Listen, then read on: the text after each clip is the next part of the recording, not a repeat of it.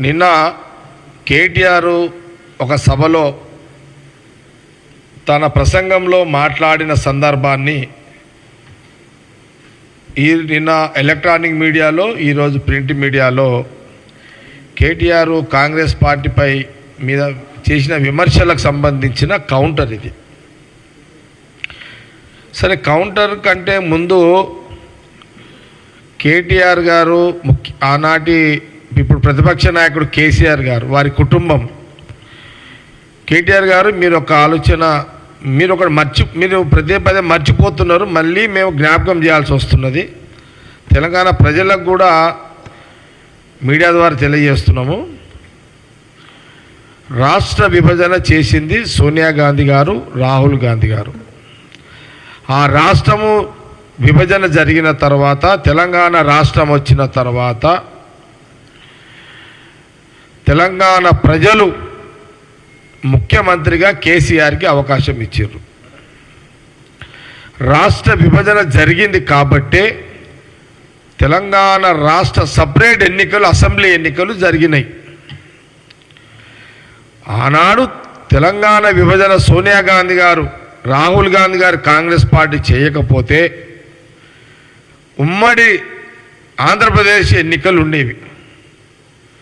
ఉమ్మడి రాష్ట్ర ఎన్నికలు ఉంటే మళ్ళీ ఆ ఎన్నికలు ఉన్నట్టే అప్పుడు కాంగ్రెస్ పార్టీ ముఖ్యమంత్రి, లేదా ఆ రోజు రెండే పార్టీలు కదా, కాంగ్రెస్ పార్టీ, తెలుగుదేశం, ఈ రెండు పార్టీల ఉమ్మడి రాష్ట్ర విభజన జరగకపోయి ఉంటే, ఉమ్మడి రాష్ట్ర ఎన్నికలు జరిగి ఉంటే మళ్ళీ కాంగ్రెస్ గవర్నమెంటా తెలుగుదేశం గవర్నమెంటా అనే పరిస్థితి 2014లో ఉంటుండే. రాష్ట్ర విభజన జరగకపోతే, రాష్ట్ర విభజన సోనియా గాంధీ గారు తెలంగాణ బిడ్డల త్యాగాల ఫలితము, తెలంగాణ ప్రజల ఆవేదన ఫలితము, సోనియా గాంధీ గారి యొక్క మనసు ఆమెని కరిగించింది. ఆ రోజు సోనియా గాంధీ గారు ఇచ్చిన విభజన, రాష్ట్రం ఇచ్చిన దాంట్లోనే కేసీఆర్ ఆనాటి టీఆర్ఎస్ పార్టీ ఎన్నికల్లో పోటీ చేసింది. తెలంగాణ ప్రజలు ముఖ్యమంత్రిగా మొదటిసారి అవకాశం ఇచ్చారు, రెండోసారి అవకాశం ఇచ్చారు. మీకు చెప్పదలుచుకుంది ఏంటంటే, కేటీఆర్ గారు రాజకీయంగా మీరు గత ప్రభుత్వం ఉన్నప్పుడు మీ యొక్క లోపాల మీద మేము నిలదీసినాము, అపోజిషన్ పార్టీగా కాంగ్రెస్ పార్టీ. మేము ఇప్పుడు సక్రమంగా చేస్తున్న కాంగ్రెస్ గవర్నమెంట్, ఇప్పుడు సక్రమంగా ముఖ్యమంత్రి రేవంత్ రెడ్డి గారు, క్యాబినెట్ మినిస్టర్లు, సోనియా గాంధీ, రాహుల్ గాంధీ నాయకత్వంలో పరిపాలన మంచిగా జరుగుతున్నా, జరుగుతలేదని తప్పుడు ప్రచారం మీరు చేస్తున్నారు. ఓకే, మీరు కూడా అపోజిషన్ పార్టీగా మీరు బతకాలి, రాజకీయంగా మీ విమర్శలు మీరు చేసుకున్నాడు తప్పు, మేమంటలేము. కానీ తల్లి పాలు తాగి తల్లి రొమ్ముని కోసే యొక్క పద్ధతిలో కేటీఆర్ మాట్లాడడం చాలా బాధ అనిపించింది. కేటీఆర్ గారు మంచిగా చదువుకున్నావు, మంచి జ్ఞానవంతుడవు, మంచి ఆలోచన పరుడవు, రాజకీయంగా ముఖ్యమంత్రి గారితో మీకు రాజకీయపరమైన మీ పార్టీని బతికించుకోవడానికి ప్రభుత్వం మీద, మా మీద ఏదో లేనిపోని నిందలేసి బదనాం చేస్తున్నావు. ఓకే, మేము అది కొంత అపోజిషన్ పార్టీ, మీరు కూడా మీ ఉనికి, మీ కార్యకర్తలు బతకాలి కాబట్టి మీరు మాట్లాడతారు. కానీ కాంగ్రెస్ పార్టీ కూగటి వేలతో పెగిలిస్తాం. నీ వయసు ఎంత? కాంగ్రెస్ పార్టీ ముందు నీ వయసు ఎంత? కాంగ్రెస్ పార్టీ ముందు నీ శక్తి ఎంత? రాజకీయంగా కాంగ్రెస్ పార్టీ వ్యూహాల ముందు నీ ఆలోచన ఎంత? కాంగ్రెస్ పార్టీ వయసు 140 సంవత్సరాలు, నీ వయసు 50, 52, 53 నీ వయసు. అంటే నువ్వు కాంగ్రెస్ పార్టీ 140 ఏళ్ళ వయసు ముందు నీది పావు వంతు వయసు నీది.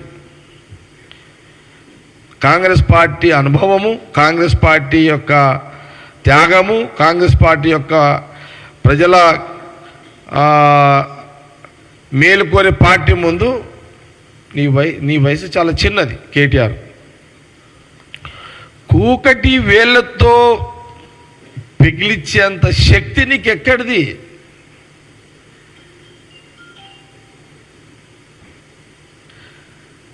కాంగ్రెస్ పార్టీ అంటే ఏమనుకుంటున్నావు?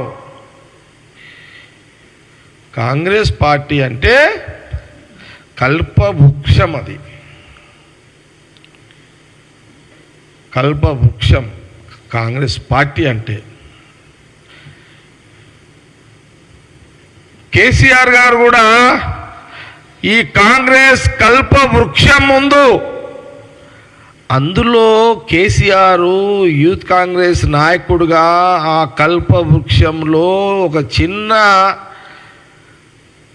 దానికుండి ఏరులో ఒక చిన్న సన్నటి వైర్ లాంటి వాడల్లా.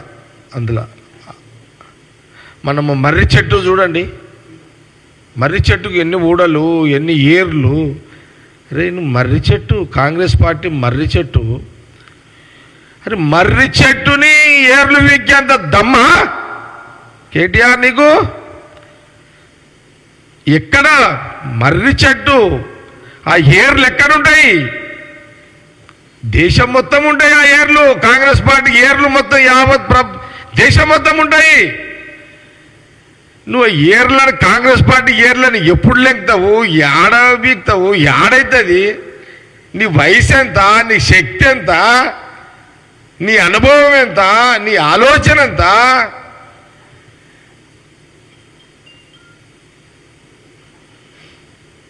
కాబట్టి మీ కార్యకర్తలు కాపాడుకోవడానికి, మీ ఉనికిని కాపాడుకోవడానికి ప్రెస్లో మీరు మాట్లాడుతున్నారు. మేమేమి దాన్ని తప్పు పడతలేము. మీరు బతకాలి ప్రతిపక్ష పార్టీగా కూడా. ఇంకా 10-15 ఏళ్ళు, మీరు 20 ఏళ్ళు ప్రతిపక్ష పార్టీగా మీరు బతకాలి.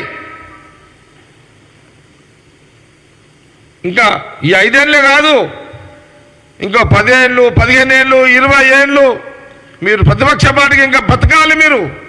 మీరు అట్లా బతకడానికన్నా మేము మీకు కొంత వెసులుబాటు ఇస్తాం.